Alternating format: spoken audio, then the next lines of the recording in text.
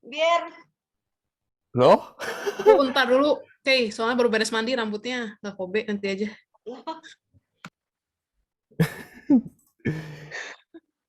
Set. Oke. Loh, fraternya keluar lagi. Iya.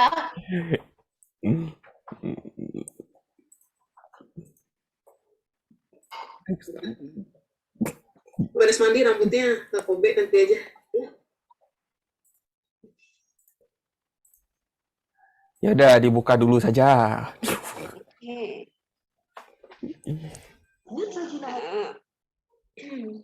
Selamat malam semuanya, selamat malam. Frater Robert tadi sudah bergabung ya sebetulnya. Apa kabar teman-teman? Mudah-mudahan baik, mudah-mudahan sehat walaupun cuacanya kadang masih suka hujan, tiba-tiba terang benderang gitu ya. Mudah-mudahan walaupun sekarang udah mulai offline semua ya kerjanya, betul ya teman-teman ya. Jadi mudah-mudahan semuanya sehat-sehat ya, dan tanpa menunggu berlama-lama lagi, sebelum kita berdoa, mari kita mengangkat sebuah lagu pujian yang berjudul Semua Baik.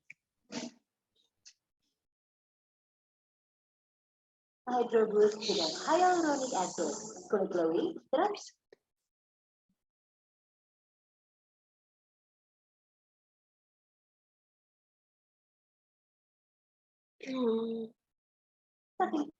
Yang berhidrasi. Cari apa jadi Grabmart pasti ada, cuma sejam nyampenya. Iya.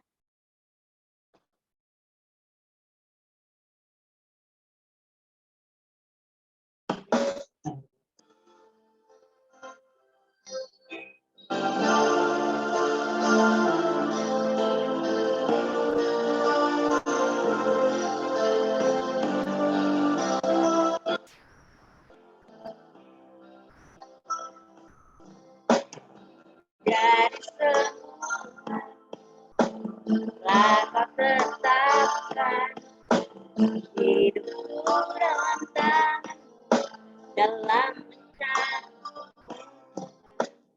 rencana ini telah kau siapkan bagi masa depan yang penuh harapan.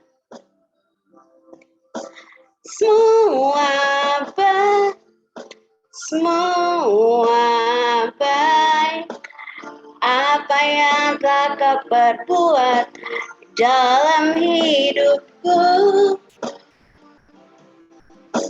Semua baik, sungguh teramat baik.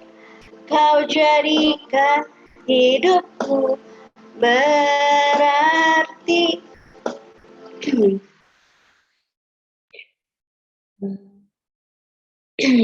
Mari teman-teman, sebelum kita memulai Bible Study kita pada malam hari ini, kita memulainya dengan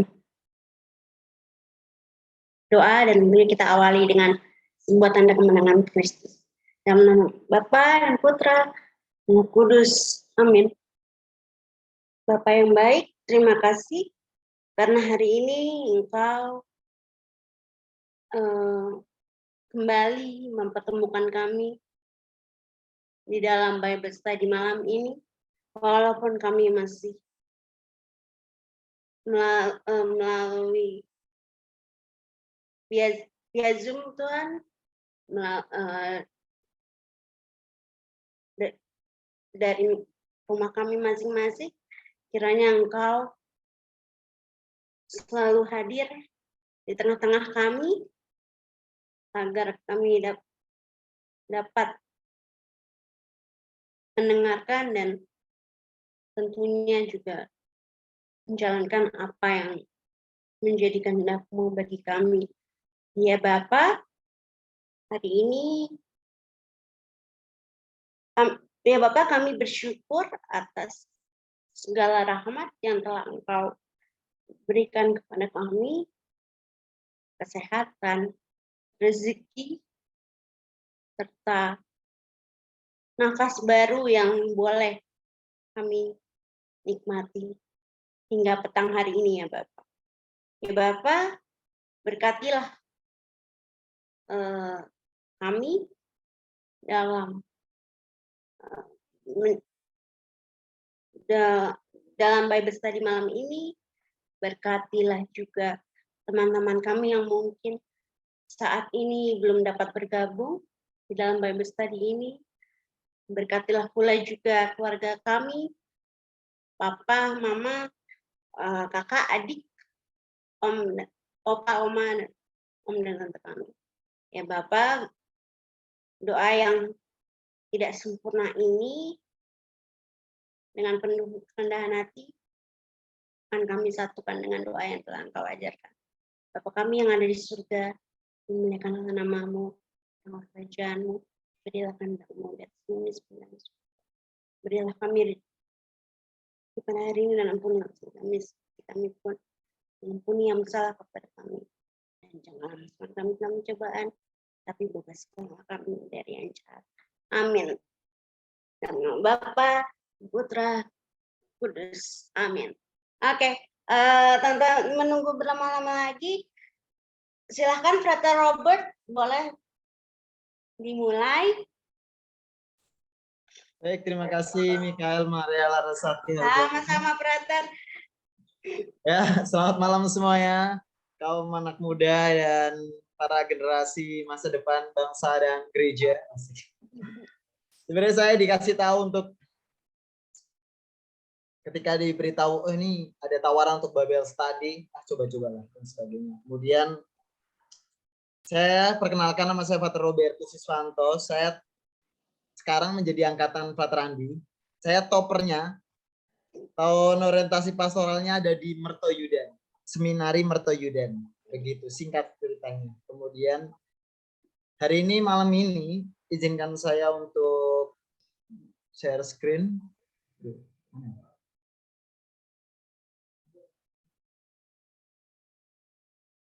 Coba ya.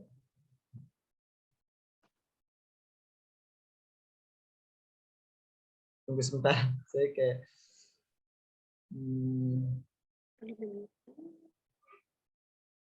oke.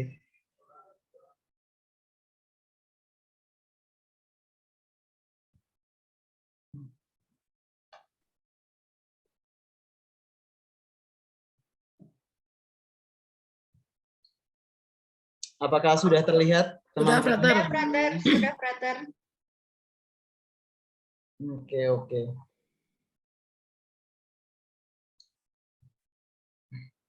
Nah, sebenarnya saya ingin berbicara mengenai Community of Hope ya, komunitas yang berpengharapan. Kenapa saya memilih ini? Karena sebenarnya kita lihat banyak konteksnya sih. Sebagai anak muda, kemudian butuh nggak sih kita komunitas gitu kan? Atau apakah kita yang masih muda ini ya udah kita bisa hidup sendiri gitu kan, dan bisa melakukan semuanya tanpa komunitas dan sebagainya. Oke. Nah, pertanyaan yang muncul ketika Frater membawa tema tentang ini, kenapa orang muda nggak suka aktif dalam komunitas atau acara-acara yang berbau kitab suci? Kita lihat aja kita ini.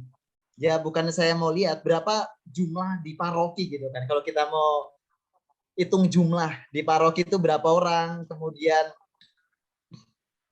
yang ikut tentang kitab suci, ajaran-ajaran dan sebagainya itu berapa orang? Mungkin hanya 10% mungkin dan sebagainya. Menurut saya itu sangat, kenapa bisa terjadi seperti itu? Gitu. Pertanyaan yang muncul. Nanti kita akan melihat gali bersama-sama. Saya tidak langsung memulai dengan kitab suci, tapi saya coba untuk memulai dengan konteks sekitar kita dulu. Nah, ini sebelum saya memulai rekoleksi ini, saya coba untuk melemparkan sebuah pertanyaan kepada teman-teman gitu kan. Yang sudah pernah menjawab survei ini, misalnya seperti ini. Pertanyaan yang muncul gitu. Apakah kamu bisa hidup di sebuah komunitas? 100% 6 responden respons, pokoknya 6 orang itu menjawab bahwa bisa gitu kan. Responden. Kemudian kenapa kamu membutuhkan sebuah komunitas? Gitu kan. Jawaban yang muncul itu yang biru ini butuh teman, relasi yang sama umur dan agama. Dan 33,3%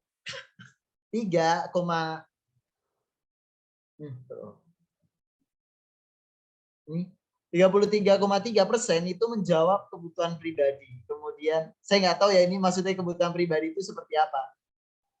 Kemudian juga 16,7% itu memiliki visi dan misi yang sama. Jadi nanti bisa teman-teman gali. Tapi saya bingung kenapa nggak ini ya, di umat San Mare ini atau mungkin 6 orang itu nggak berbicara mengenai jodoh. Padahal saya sudah lama Mungkin bertugas. iya Romo, mungkin Frater mungkin dia iya sebenarnya ngebicarain jodoh, tapi dia malu mengakui di responden ini. Jadi dia katanya kayak suci, oh enggak, bukan buat cari jodoh gitu. Jadi katanya kayak baik-baik gitu. Oke. Tapi benar, saya tuh udah di paroki Cijantung dan saya udah survei banyak sih. Bahkan dekat dengan mereka, nongkrong sampai malam dan sebagainya, udah jadi kebiasaan saya gitu kan. Dan ya itu problemnya kita kesulitan cari jodoh Pak kalau mau fair-fairan dan sebagainya. Bahkan kita bisa sulit gitu. Kalau kita sama paroki kita udah tahu kenapa nggak di paroki aja gitu carinya. Kalau di paroki kita udah tahu orangnya, sifat-sifatnya dan sebagainya, sangat jarang. Itu survei-survei kecil sih dan sebagainya. Ya itu menarik ya. Kenapa membutuhkan komunitas? Bahkan kalau bisa ditanya juga teman-teman, kenapa teman-teman memilih Bible Study gitu kan? Itu juga bisa direfleksikan. Kemudian apa yang menguatkan saat hidup berkomunitas? Hidup rohani. Wow. Saya ketika melihat ini ya, 60,7% mengatakan hidup rohani, terus persaudaraan lebih kecil dan sebagainya, saya melihat ya mungkin ini kayaknya San Mare OMK-nya atau KKM-nya berbau sangat rohani ya. Tapi saya nggak apa-apa. Kita lihat datanya. Tapi kan ini hanya 6 orang ya responden. Jadi bisa hanya iseng-iseng aja sebenarnya. Terus bagaimana menyelesaikan sebuah konflik. Gitu. Ya ini ciri khas orang Jakarta selalu kayak gitu ya. Ngomong langsung, kemudian ngomong dulu baru mikir bos gitu. Dan sebagainya. Kemudian 16,7% itu ya bilangnya diam atau cuek. Kemudian 16,7 juga minta bantuan orang ketiga. Oke. Itu punya dia. Hambatan membangun sebuah komunitas. Nah ini dari 6 orang itu menjawab bahwa punya kepentingan yang berbeda gitu ya. Padahal kita kalau lihat dalam sebuah pembangunan sebuah komunitas pasti punya visi yang sama. Tapi kok ini berbeda. Ya ini jadi maka orang bisa ya udahlah gue pergi cabut aja gitu kan karena udah berbeda gitu kan. Kemudian ini itu sebenarnya pertanyaan-pertanyaan sudah apa harapan untuk komunitas dalam gereja, semua mungkin banyak orang bisa bergabung dalam komunitas mendengar firman Allah semoga dan sebagainya. Kemudian apa usul dan saran?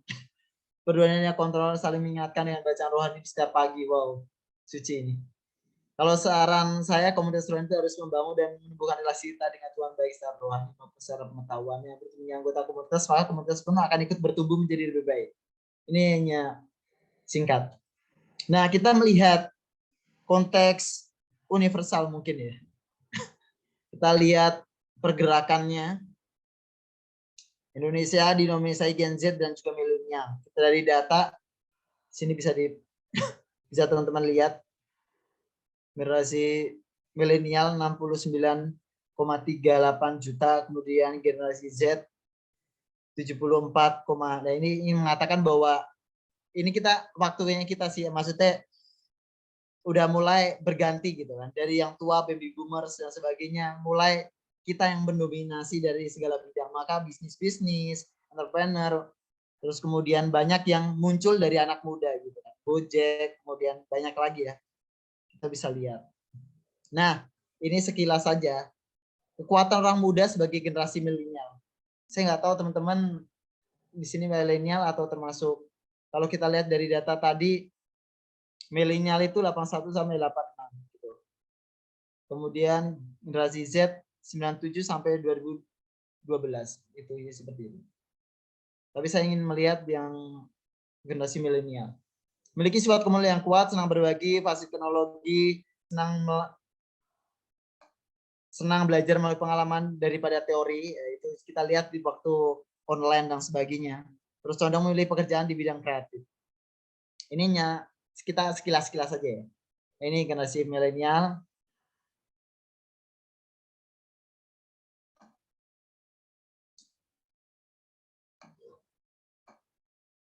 Menggunakan smartphone sekitar 14 jam saja. Kemudian generasi Z menggunakan smartphone hingga 16 jam saja. Ini bisa salah, bisa benar ya. Enggak setiap orang, hanya penelitian saja. Kemudian selera kulinernya berbeda-beda juga. Generasi milenial lebih ke makanan unik yang sedang ngehits gitu kan. Sedangkan bagi generasi Z mereka lebih suka makanan cepat saji. Ini bisa salah, bisa benar juga. Dari data juga belum, saya nggak tahu berapa banyak itu surveinya dan berapa, apakah ini valid dan sebagainya. Tapi kita lihat aja gitu. Soal liburan, generasi milenial lebih memilih nonton film di bioskop. Sedangkan generasi Z lebih suka nonton film dengan live streaming. Kemudian kebanyakan dari generasi milenial lebih senang traveling dengan backpacker. Kemudian sedangkan generasi Z lebih senang traveling membuka kendaraan pribadi. Ini kita singkat-singkat saja. Saya nggak tahu bagaimana kerinduan teman-teman ketika daripada lebih suka online atau offline. Kalau saya sih lebih suka offline karena dia bisa berinteraksi dan sebagainya, bisa bercanda dan bisa bertatap muka gitu. Tidak ada yang melakukan pekerjaan lain dan sebagainya. Urusan belanja pakaian secara online lebih digemari generasi milenial, sedangkan generasi Z lebih senang belanja pakaian langsung ke toko. Ini fakta-fakta ya, bisa benar bisa salah gitu. Generasi milenial bahkan lebih memilih pekerjaan sesuai dengan passionnya, generasi Z lebih suka berwirausaha. Nah ini kelemahannya teman-teman. Kalau kita melihat kelemahannya generasi milenial, kemampuan berinteraksi tidak sebaik generasi sebelumnya. Maksudnya sini tuh yang saya lihat adalah soal intim gitu kan. Mengenal ya, kita bisa sih bergerombol, kemudian bisa hura-hura, bisa bercanda dan sebagainya, tetapi apakah kita benar-benar mengenal pribadinya gitu kan. Mengenal pergulatan, kemudian juga lebih intim, itu juga menjadi refleksi kita sendiri. Apakah kita mengenal teman kita, saudara kita lebih intim. Tergantung pada penilaian orang dari orang lainnya. Itu juga bisa kita lihat dan apa ya? Kalau dilihat tergantung penilaian orang lain ya, dari komentar media sosial kita membayangkan ketika kita berinteraksi dengan media sosial, kemudian komentar-komentar dan sebagainya. Ya kita melihat bahwa apa ya, banyak yang masuk kan, informasi banyak yang masuk kan, komen-komennya, sehingga melihat bahwa maka ada detox dan sebagainya sih. Kemudian mudah merasa kesepian. Saya nggak tahu, karena mungkin karena terlalu banyak main sosmed dan sebagainya, kita merasa bahwa ketika kita nggak ngelakuin apa-apa jadi butuh healing nih dan sebagainya, merasa harus kemana, harus banyak pekerjaan sehingga kita harus produktif dan sebagainya. Ini singkat-singkat aja sih teman-teman. Kemudian, nah ini saya coba untuk masuk ke pendasaran bagaimana sih kita menjadi pengikut Kristus gitu kan. Bagaimana kita belajar dari Sang Kristus gitu kan. Nah ini mulai agak kitab suci nih. Nah ada 3 pola gitu kan. Kalau kita ngomongin Yesus, gerakan hidup Yesus itu selalu dimulai dari Yesus selalu berdoa gitu. Memulai kegiatan segala sesuatu harus berdoa dulu, kemudian di tengah kesibukannya dan sebagainya. Kemudian Yesus manggil ke-12 muridnya, kemudian Yesus bersama para muridnya melayani. Itu tuh gerakan yang mari kita dalami bersama-sama. Bahwa ketika Yesus melakukan sesuatu pasti harus melihat bahwa ini benar gak sih dan sebagainya. Ada sebuah discernment dan sebagainya. Ada sebuah pilihan-pilihan, apakah tidak sembarangan. Kemudian juga memanggil para murid. Itu maksudnya memanggil para murid itu saya ingin mengatakan bahwa kita butuh sebuah komunitas yang saling menguatkan, saling memberikan dukungan satu sama lain gitu kan. Itu juga berdampak ketika saya mendampingi para seminaris ketika belajar di rumah, mereka itu kesulitan untuk belajar. Mereka lebih suka main HP dan sebagainya. Berbeda ketika mereka balik ke seminari, kemudian ketika melihat orang lain belajar, dia juga ikut-ikutan belajar. Jadi situasi, kondisi di sekitar kita juga kadang-kadang mempengaruhi hidup kita juga. Saya ingin mengatakan seperti itu. Kemudian ketika kita sudah berkomunitas, kita akan dalam. Nah, ini sebenarnya ada tiga aspek itu sih. Saya ingin mengatakan bahwa hidup rohani, kemudian komunitas, dan juga karya pelayanan. Nah, kita akan dalam. Hidup doa. Kita melihat bahwa kita hidup di Jakarta atau di metropolitan yang penuh dengan tuntutan, kita melihat bahwa kita harus sibuk gitu kan. Bahkan kita waktu kita bisa habis di jalan gitu kan. Ketika saya ke Puncak, ke Cipanas dan sebagainya, benar-benar macet, benar-benar banyak gitu kan. Kita bisa habis di jalan. Kesibukan kita, kemudian bagi berhari untuk apa aja dan sebagainya, udah sampai rumah itu udah capek dan sebagainya.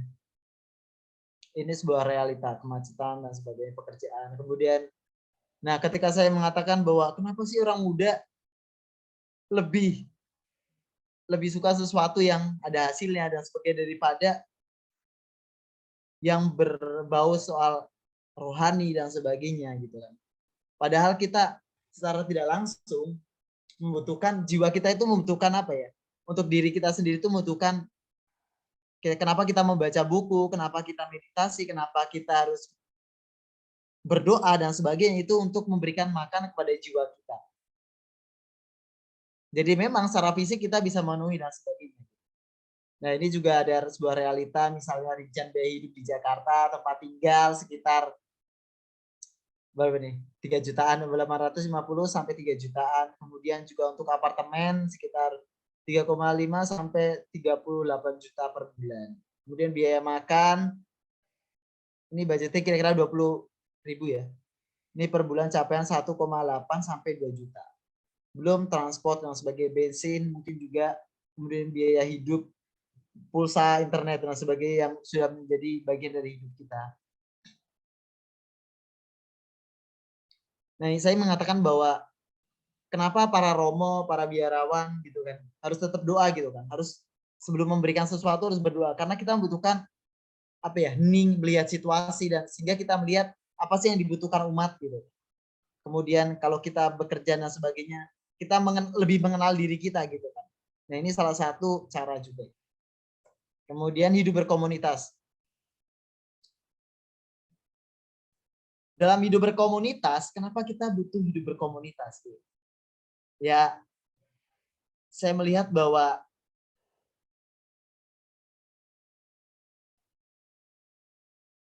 pasti kita butuh. Bahkan di dokumen Fratelli Tutti, teman-teman, di COVID ini, misalnya, kita melihat bahwa banyak orang yang membutuhkan orang lain gitu kan. Kita nggak bisa selamat untuk diri kita sendiri gitu. Misalnya COVID gitu kan. Ketika kita yang lainnya tertular, maka kita harus menjaga satu sama lain gitu kan. Jangan sampai yang lain itu menularkan yang lain. Atau ketika kita sakit, kita butuhkan pertolongan orang lain. Maka banyak gerakan yang muncul ketika kita COVID itu, banyak gerakan yang mengirim makanan, ada yang saling memperhatikan satu sama lain dan sebagainya. Itu kan bahwa ingin mengatakan bahwa kita butuh komunitas gitu kan. Bahkan dari waktu kita kecil gitu kan, kita selalu membutuhkan bantuan dari orang lain. Apakah kita bisa memasak sendiri, selalu membutuhkan orang lain. Dari baju yang kita pakai pun itu adalah ingin mengatakan bahwa kita butuh orang lain, bahwa itu adalah karya dari orang lain juga. Gitu. Satu lagi. Nah, ini saya ingin mengatakan bahwa tegangan yang muncul adalah dalam sebuah komunitas, ya kita harus kompak gitu kan. Kita harus punya visi, kita harus punya seperti kita menggambarkan diri kita seperti tarik tambang gitu kan. Harus kompak nih gitu kan. Harus kompak nih jadi Bible study, komunitas atau MK atau KKMK dan sebagainya, harus kompak nih. Punya gerakan yang sama, visi yang sama, kemudian juga kerjanya juga sama dan sebagainya. Maka nggak boleh satu orang malas dan sebagainya gitu kan. Kalau misalnya ya kita nanti kalah dengan situasi dan sebagainya. Akan terjadi konflik satu sama lain. Nah, yang menjadi tegangannya juga, jangan-jangan ketika kita berhidup berkomunitas di kantor, bahkan di gereja, muncul sebuah kompetitif gitu kan. Kita ingin jadi yang paling bagus, paling yang nomor satu lah dan sebagainya. Bahkan ada banyak kepentingan, tadi sudah dijelaskan, banyak kepentingan nih dan sebagainya. Itu juga jadi ya akhirnya berantem gitu kan. Dan akhirnya kita hidup di dalam komunitas ya tidak bahagia. Kuncinya itu sih. Jangan-jangan kita hidup berkomunitas tidak bahagia di dalam gereja dan sebagainya. Nah,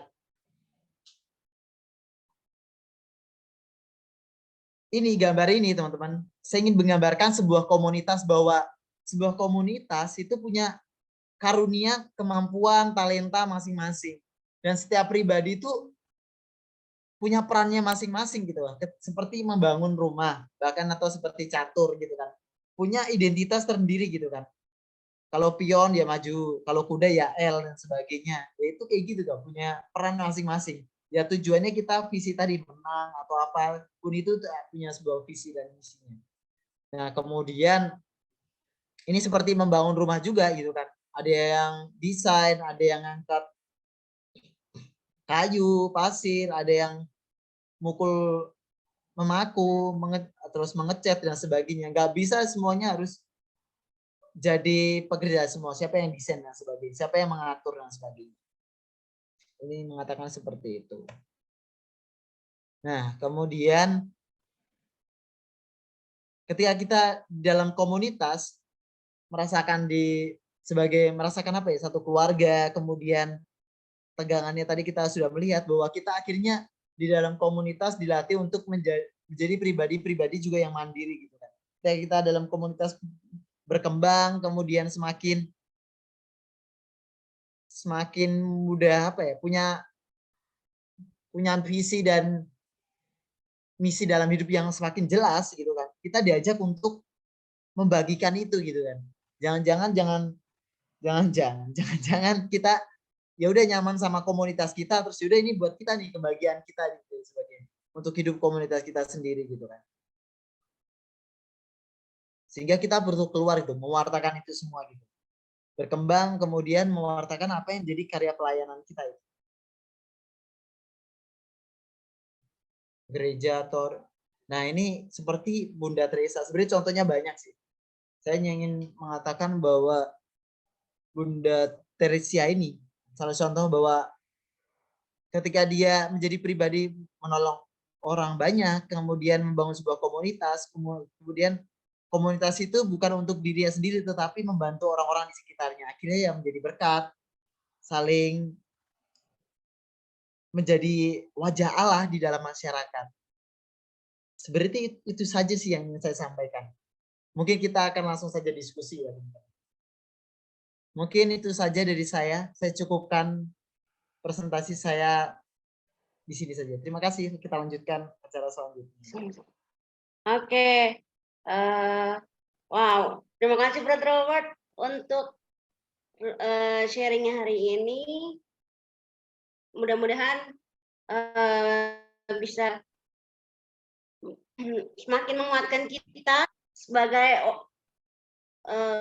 umat, sebagai anak muda Katolik yang kekinian, mudah-mudahan. Oke, teman-teman, kita sekarang masuk ke dalam sesi tanya jawab. Kita ada 11 orang ya. Oke, kalau gitu boleh on mic, atau teman-teman mau tulis di kolom chat juga nggak apa-apa. Nanti aku bacain. Silahkan teman-teman. Atau mau sharing kalau ternyata sharingnya Brother Robert relate sama keseharian teman-teman, silahkan. Nggak apa-apa. Kita nggak terpatok dengan harus pertanyaan gitu. Silahkan teman-teman.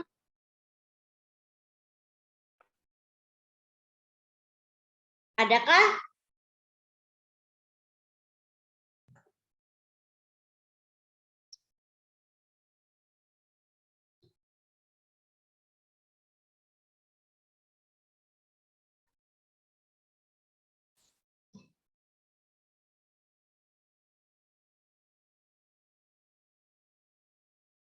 Oke, mungkin aku dulu ya, Frater ya. Frater, menurut Frater gitu ya, gimana caranya kita walaupun kita ada di situasi yang sekarang gitu ya, seperti sekarang gitu ya, apa saja online gitu ya, kerja pun juga online. Menurut Frater apa yang harus makin kita perkuat di dalam apa namanya, berkomunitas dan tentu bersosialisasi, Frater. Walaupun lewat Zoom misalkan, lewat video call misalkan gitu, Frater. Baik. Ini maksudnya ini ya, apa kondisi online ini gimana sih cara kita memperkuat gitu kan, apalagi Ya, semakin supaya juga kerohanian kita nggak kendor, Frater, gimana, Frater? apa biar apa? Maaf. Biar terpupuk dan kuat dan kokoh. Iman. Ya, Oke. Emang San Mare ini pada suka rohani ya sebenarnya. Jadi kalau ngomongin soal itu ya, sebenarnya gini. Apa ya? Saya selalu berpikir bahwa gimana sih caranya memperkuat sebuah komunitas gitu ya. Ataupun secara di online ini ya banyak hal sih, kekreatifan kita pasti banyak. Tapi yang bisa saya sharingkan adalah dari pengamatan saya. Pertama-tama misalnya, tetap kan, maksudnya dalam arti mulai dari yang pengalaman-pengalaman yang menjadi kegelisahan teman-teman gitu kan. Gerakan sosial dan sebagainya. Ataupun mulai dari apa sih yang dibutuhkan sama komunitas. Misalnya gereja, apa sih yang harus dibutuhkan dan sebagainya. Terus kalau memperkuat iman, ya sebenarnya Zoom seperti ini kan sebenarnya salah satu sarana teman-teman untuk memperkuat iman gitu. Tapi saya selalu bilang gini sih, bahwa mulai aja dulu gitu kan, mulai dulu aja gitu kan, jangan pernah banyak mikir gitu kan, mulai aja dulu kayak kalau pengen melakukan sesuatu udah mulai aja gitu kan, mulai. Walaupun ini kan misalnya Bible study, kok cuma dikit-dikit doang adanya gitu kan, apakah promosinya kurang, apakah itu kan jadi pembelajaran kita gitu kan, apakah penyampaiannya juga kurang, apakah dan sebagainya. Misalnya misal streaming dan sebagainya, itu kan juga mempengaruhi ya. Misal streaming, kemudian gimana sih sebagai gereja, kemudian berkata apa, misal streaming yang bagus sih dari soundnya, gambarnya, teksnya dan sebagainya, itu mulai dari sesuatu yang ya profesional pelayanannya untuk memperkuatnya, itu kan bagian. Kemudian sebagai OMK dan sebagainya, yang saya lihat adalah ngobrol aja gitu kan, ngobrol aja apapun, mulai dari apapun gitu kan, ngobrol aja gitu kan.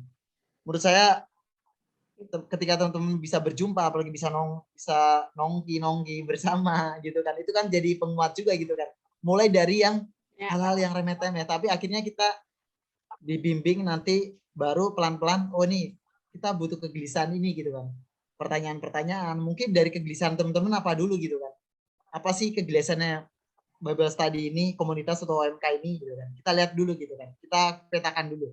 Nah kalau kita udah lihat, baru kita bisa ambil tindakan. Menurut saya seperti itu. Itu aja sih. Oke. Berarti ujungnya kembali ke tindakan konkret ya, Frater ya? Ya. Mungkin pengalaman singkat saya itu gini, dalam komunitas itu mulai aja gitu kan. Jadi teman-teman bisa kerja, salah satu tanda ya. Tandanya adalah bisa nongkrong bareng, bisa nongkrong, jadi jangan dalam arti nongkrong untuk ngobrol bareng apapun itu gitu, mulai dari dan sebagainya, kemudian kerjasama mulai dari proyek-proyek kecil, itu membantu teman-teman nanti bisa semakin kuat gitu kan, apa yang jadi itu sih. Oke, makasih Frater. Ya. Oke, teman-teman yang lain, adakah yang mau Oh, tanya? aku mau nanya dong. Bisa Aku nanya dong. langsung. Oke, boleh. Tapi Frater pertanyaan agak creepy, nggak apa-apa ya? Yang ada 2 pertanyaan sih. Jadi yang pertama gini, Frater, kalau misalnya dalam sebuah komunitas nih, komunitas doa kayak begini, jadi di dalam subnya itu kan kayak ada geng-gengan kayak gitu tuh ya. Biasanya suka ada kayak geng-gengan gitu kan. Nah, jadi kalau misalnya kita doakan, kalau misalnya dalam komunitas gini kan harusnya netral. Nah, tapi ini tuh kayak dulu di Bandung tuh pernah saya kayak ada komunitas kayak gitu. Jadi alumni yang woman itu kan dimasukinnya ke sana gitu, dan mereka tuh kayak ngegeng banget lah istilahnya gitu. Nah, menurut Frater tuh gimana gitu pandangannya gitu supaya nggak seperti itu tuh gimana gitu. Nah, terus yang kedua, misalnya dalam satu komunitas itu ada satu orang gitu ya. Misalnya ya biasanya dominannya kayak cowok gitu. Ada yang misalnya kayak rada aneh gitu, freak gitu ya. Kayak misalnya ya sebenarnya kayak yang motivasi kan tadi dari survei kan kayak cari jodoh tuh kayak nggak ada. Nah, tapi kebanyakan dalam realitanya dulu di komunitas TA gitu ada yang nyari jodoh sampai kayak dia stalker. Itu tuh dia si cowoknya itu sampai ngikutin ceweknya pulang ke rumah. Nah, kayak gitu kan. Nah, terus kalau menurut pandangan Frater nih ya, kalau orang-orang yang aneh gitu sampai kayak fetish gitu, nah itu gimana gitu Frater? Apa jadi kayak terobses banget sama orang itu gitu. Jadi udah dikasih tahu gitu sama misalnya kayak ada lingkungan satu tuh ada ininya lagi kan, kayak ada petinggi lagi, kayak misalnya udah dinasehatin apa, tapi dia masih berbuat seperti itu gitu. Nah, itu gimana tuh Frater?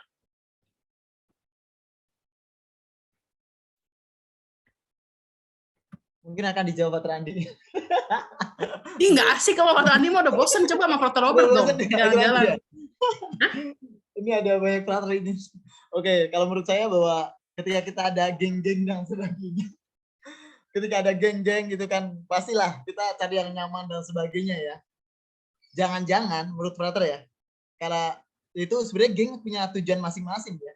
Mungkin nggak kenal satu sama lain, nah itu perlu untuk mendekatkan itu kan. Bisa nggak kita ya acara-acara yang mengenal satu sama lain gitu kan.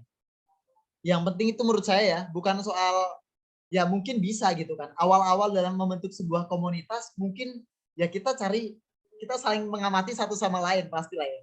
Kita lebih dekat, oh ini cocok di sini dan sebagainya. Tapi kan kalau bilang dalam tentangan dalam sebuah komunitas kan punya karunia yang berbeda-beda gitu kan. Kalau kita melihat punya kemampuan ini, setiap pribadi punya karakter yang berbeda-beda dan sebagainya. Tetapi gimana kita sesuatu yang berbeda ini, ya mungkin setiap orang punya kelemahan masing-masing gitu kan. Tetapi gimana kemampuan yang karunia-karunia itu bisa digabungkan, diracik, sampai akhirnya satu sama lain itu punya visi dan misi yang sama gitu. Bisa kerjasama intinya gitu. Terus yang kedua itu soal apa tadi ya? Freak atau apa sih maksudnya? Yang kedua itu tadi orang yang iya, yang tadi kan kalau dari survei kan tadi kan Romo Frater bisa lihat itu tuh kayak nyari jodoh tuh kayak nggak ada kan. Mungkin karena 6 orang juga kali ya Pak. Nggak tahu lah itu ya. Mungkin nggak valid atau gimana. Tapi dalam realnya, dalam realitanya tuh banyak dari komunitas itu yang sebenarnya dia cari jodoh, tapi terlalu ambisius, terlalu obses. Nah, sehingga kadang tuh jadi apa ya?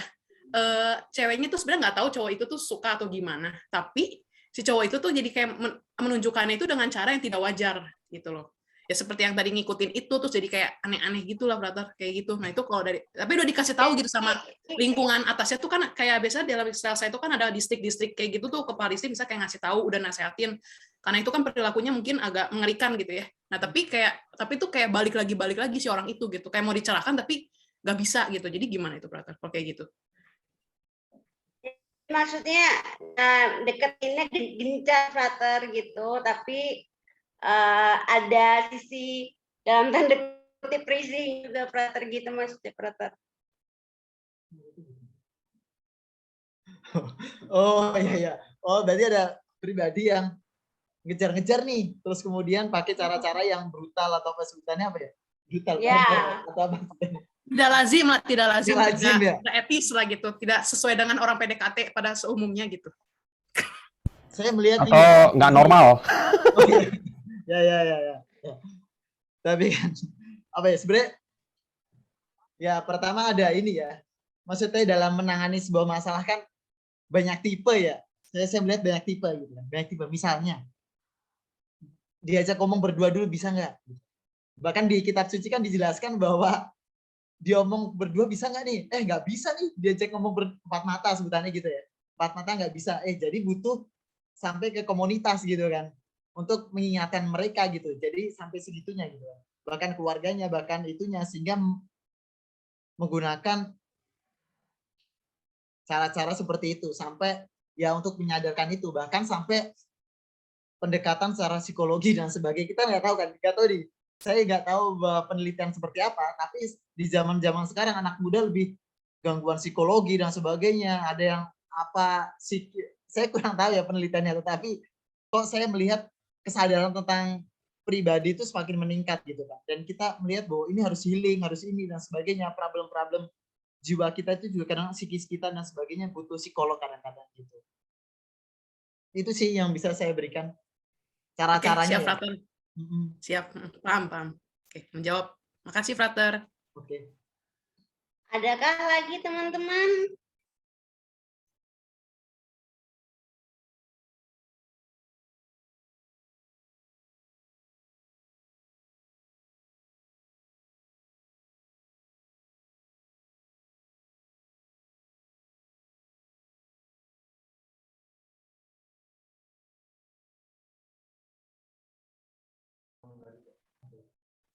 Apakah ada? Kalau tidak ada nggak usah diadain teman-teman.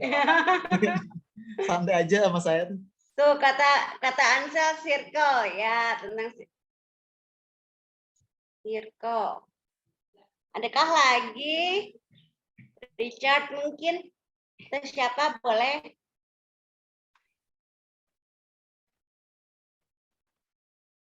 Tapi saya ingin mengatakan gini teman-teman, di dalam sebuah komunitas itu misalnya merasa nyaman gak sih, merasa dicintain gak sih? Jangan-jangan kita semakin dalam komunitas itu ya semakin buruk hidup kita gitu. Menurut saya keluar aja sih. Gitu. Itu aja sih. Kalau emang kurang mendukung dan sebagainya. Apakah cukup? Prater, mau nanya dong, Prater. Ya, silakan, Ansel. Ansel nih. Bentar, nih disclaimer dulu nih untuk kalian semua nih, bukan ini pribadi ya, bukan apa.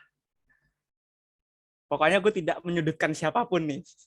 Misalnya nih, Prater nih, kita aktif di OMK kan ya, terus aktif di apa kelompok-kelompok rohani yang lain nih, sampai banyak gitu. Itu kira-kira salah nggak sih? Kalau enggak itu kenapa? Kalau salah juga kenapa? Udah, Frater. Sekian, terima kasih. Ini ya, orang yang aktif banget lah ya, mendominasi di segala bidang. Iya, jadi kayak semua komunitas gitu diikutin, komunitas rohani. Iya. Itu ini enggak, Frater? Apa namanya? Kayak apa? Maruk. Iya, kayak maruk apa enggak, atau Salah emang sih, gitu ya, iya salah nggak sih gitu? Iya, betul. Sebenarnya gini, balik lagi tanya ke diri kita sendiri ya. Maksudnya dalam arti kita kan semakin dewasa, semakin tahu bahwa lama-lama kita butuh sesuatu yang apa ya, teman-teman yang benar-benar membantu kita gitu kan, memperkembang diri kita gitu kan. Jangan-jangan kita itu ya mungkin lagi muda, pencarian yang banyak dan sebagainya, bisa juga, tetapi kita lihat, kita ngevaluasi juga gitu kan. Sejauh mana komunitas itu mampu menjadi tanda kasih kita, semakin menjadi sarana kita, kan komunitas sebagai sarana kita untuk mengenal diri, kita semakin tahu bahwa semakin tahu diri kita, berarti semakin akhirnya kita menjadi pribadi yang baik dan akhirnya dapat keluar dari diri kita untuk membantu orang lain, menjadi berkat lah komunitasnya gitu kan. Kita menjadi berkembang di situ kan. Itu sih yang bisa saya berikan. Jadi sebenarnya salah enggaknya itu tergantung dari kitanya gitu kan. Sebanyaknya itu tergantung kita. Lama-lama kan kita memilah-milah, akhirnya oh ini yang baik nih. Lama-lama kita meninggalkan dan sebagainya gitu kan. Dan juga lihat intensinya masuk komunitas itu apa dulu gitu kan. Kita lihat kan, kita nggak tahu kan intensinya apa.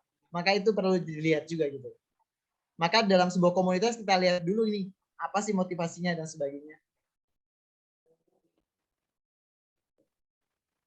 Oke, Gitu sih. Frater. Terima kasih, Frater. Oke, ini Frater ada pertanyaan di kolom chat dari Maria Elstia.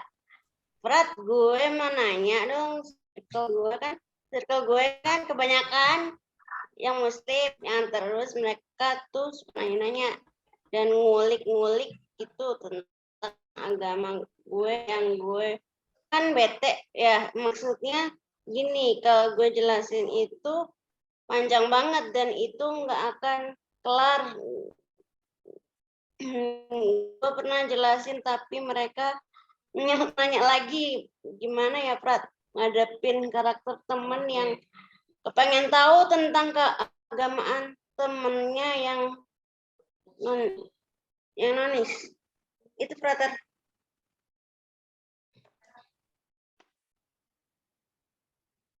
Oke, terima kasih. Ya mungkin itu pasti ya, maksudnya keinginan tahuan dan sebagainya pasti. Dan kita jelasin, ditanya lagi, tanya lagi kekepoan mereka sih.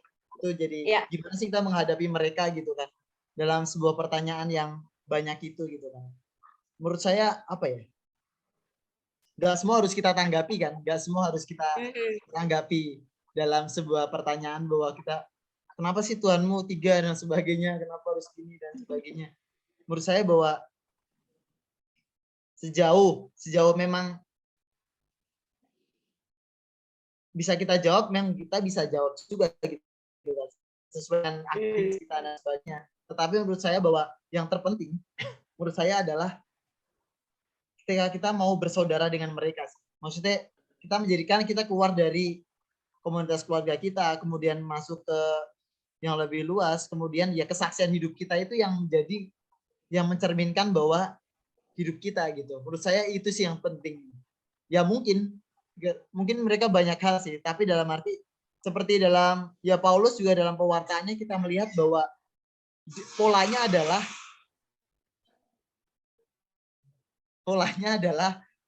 ya selalu itu apa ya, menyerang untuk secara intelektual gitu kan. Menyerang secara intelektual gitu kan. Butuh penjelasan yang benar-benar harus memuaskan, tapi kan kita nggak tahu, bahkan teolog apapun nggak bisa jelasin bahwa Tuhan yang sebegitu besar gimana bisa dipahami dengan manusia yang terbatas gitu, sebagai ciptaan yang terbatas itu. Bagaimana kita bisa memahami, kita nggak pernah berjumpa, kita nggak pernah diskusi dan sebagainya. Yaitu teori yang melihat dari gimana caranya ya.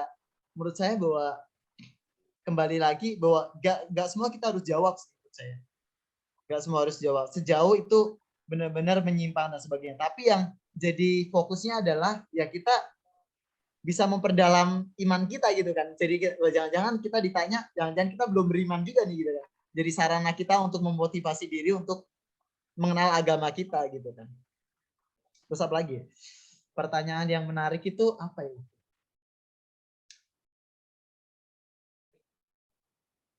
Saya lupa. Oke, next. Oke, ada lagi? Ya, pernah. Nggak apa-apa, Frater. Jangan grogi gitu, Frater. Ngeliatnya ke Romo Andi terus, ke belakang terus. Frater Andi dong. Tuh, Dia bisa menjawab nggak? Atau pendalaman dan sebagainya boleh sih. thank you. Sejauh saya bisa menjawab. Gitu. Oke, Tapi San Mare itu San Mare kayaknya ada Frater baru lagi ya di situ dikirim kan? Udah dapat bocoran? Ya, belum. Siapa? Siapa cuy? Ini lebih Tuh, keren. pada belum tahu. Frater kasih tahu dong, kasih tahu. Pokoknya ada dikirim, nanti Pak Randi yang ngasih tahu. Saya nggak berhak sih karena saya teman saya. Di spill dong, Frater, di spill. Berarti nanti Frater Andinya bisa on cam dong. Udah. Nanti malah jadi gibahin. Enggak akan gibah, kita mah orang-orang baik, gak akan jadi gibah. Orang enggak ada. Pokoknya nanti ini keren banget, dia deket sama fokusnya ke UMK juga, jadi tenang aja, ini lebih menurut saya akan nyaman lah sama Frater ini. Oke. Thank you udah spill Frater. Thank you untuk materinya hari ini. Oh iya teman-teman, ada lagi nggak nih teman-teman? Sebelum kita foto dan pengumuman teman-teman. Adakah lagi? Kayaknya sih cukup ya. Gue sih cukup ya.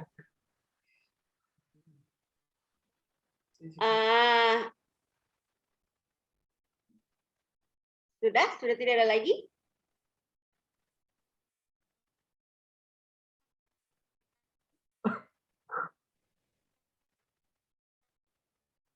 Oke. Kalau sudah tidak ada lagi, Jeff, ini kita mau foto dulu atau Ya, foto aja, oke? mau penutup? Oh, oke. Oke. Foto dulu aja. Boleh ya teman-teman yang masih off cam, yuk on cam dong teman-teman. Oh ya, BTW sambil nunggu teman-teman on cam juga, ini OMK mengajak untuk teman-teman untuk ikut camping rohani, jadi didaftar aja. Terus sama juga kalau misalnya teman-teman punya bisnis atau teman-teman misalnya mau cari pekerjaan gitu kan, mungkin bisa mencarinya di Lapak Kita dan Lapak Kerja. Dan juga buat teman-teman yang memang pengen untuk promosi dan juga mungkin bagian dari HRD-nya atau butuh staff gitu kan, butuh orang gitu, mungkin bisa kontak ke kami untuk dimasukkan iklannya gitu.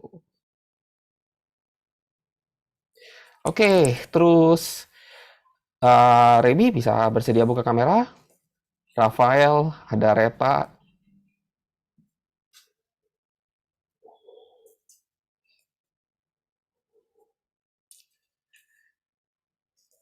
Rafael.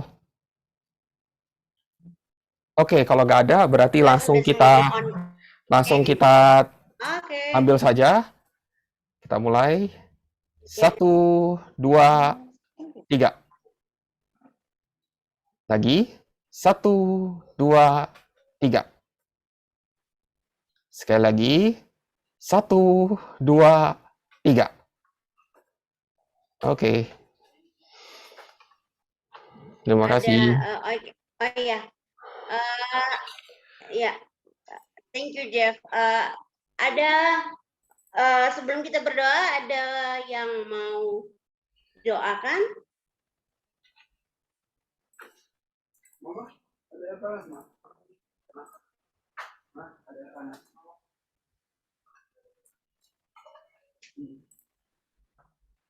Sudah? Oke. Oke. Karena nggak kerasa nih malam ini, thank you sekali lagi Brother Robert untuk materi yang sungguh menguatkan malam ini. Mudah-mudahan kita semakin kokoh di dalam iman kita, sama-sama saling mendoakan. Oke,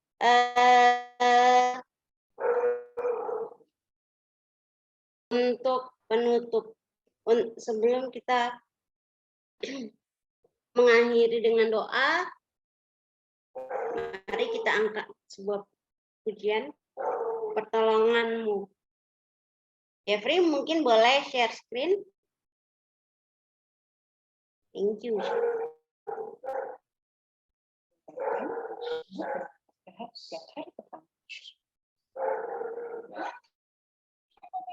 Nah, ini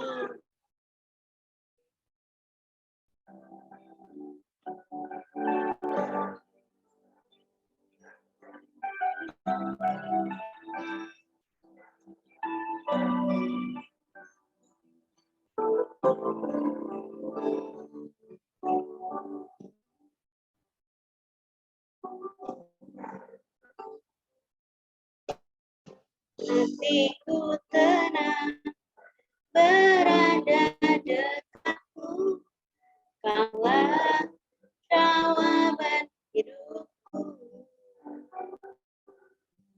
Hatiku tenang berada dekatmu, kau yang pelihara hidupku. Pertolonganmu begitu ajaib, engkau telah memikat hatiku. Di saat tak sanggup lagi, di situ tangan bekerja. Pertolonganmu begitu ajaib,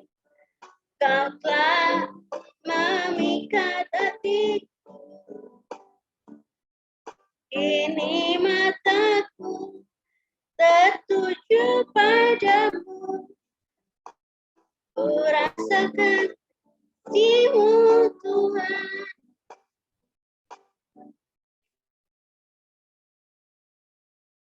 Teman-teman, mari kita bersatu dalam doa. Dalam nama Bapa dan Putra dan Roh Kudus. Amin. Ya Bapa, terima kasih karena hari ini Engkau kembali menyertai kami di dalam Bible study kami malam ini.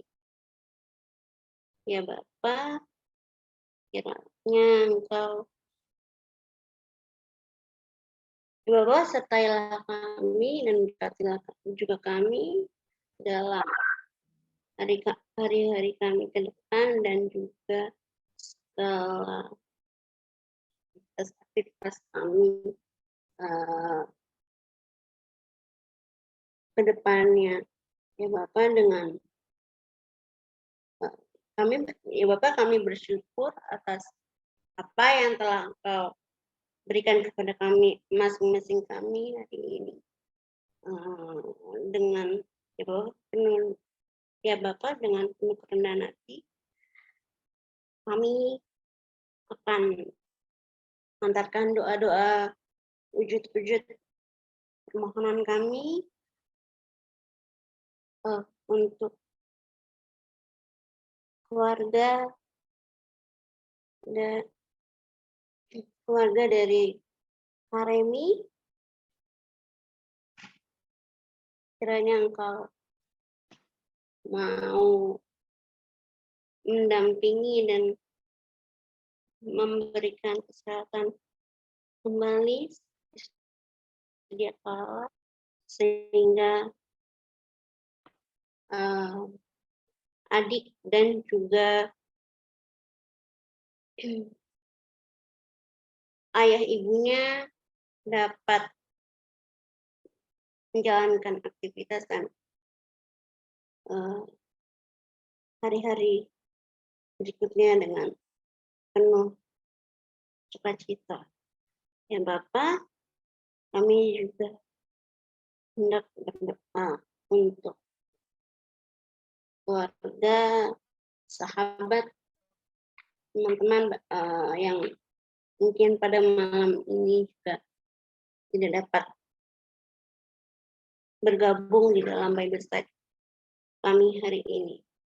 Sertailah mereka dan juga keluarganya ya Bapak, agar semua yang mereka jalankan seturut dengan kehendak-Mu.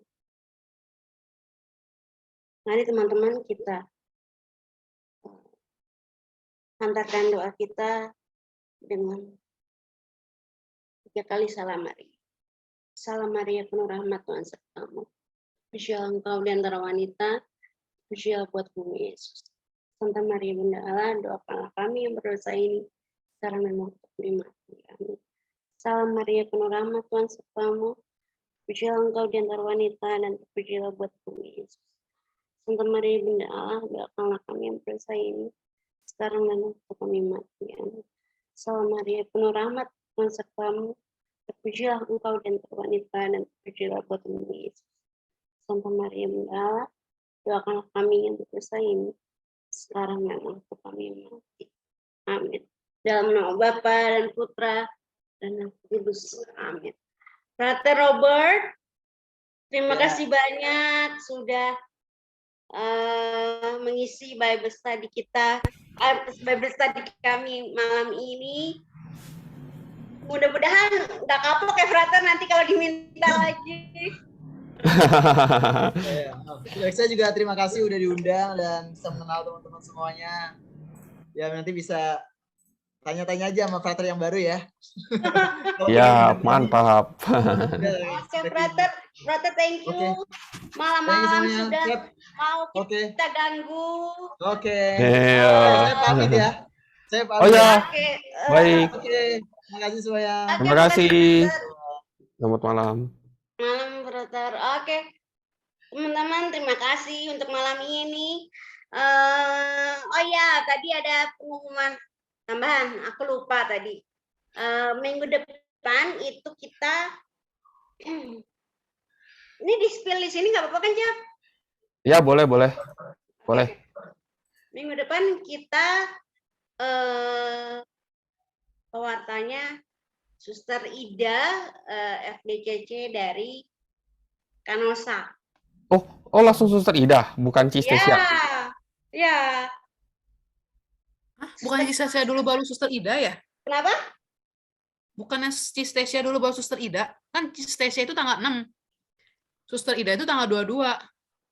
20 iya tunggu sebentar. Tanggal 13 kan? Tanggal Iya. 13. Oh iya, betul. Cistesia dulu, sorry. Aku yang kebalik, teman-teman, sorry. Tanggal 6 dulu, tanggal 6 itu ada Cistesia. Lalu tanggal tanggal 13 ya? Oh, jadi 22 sih, bentar. Tanggal 13. Ya, tanggal 13 kan? Tanggal 13. 13 itu Ya, Suster Ida.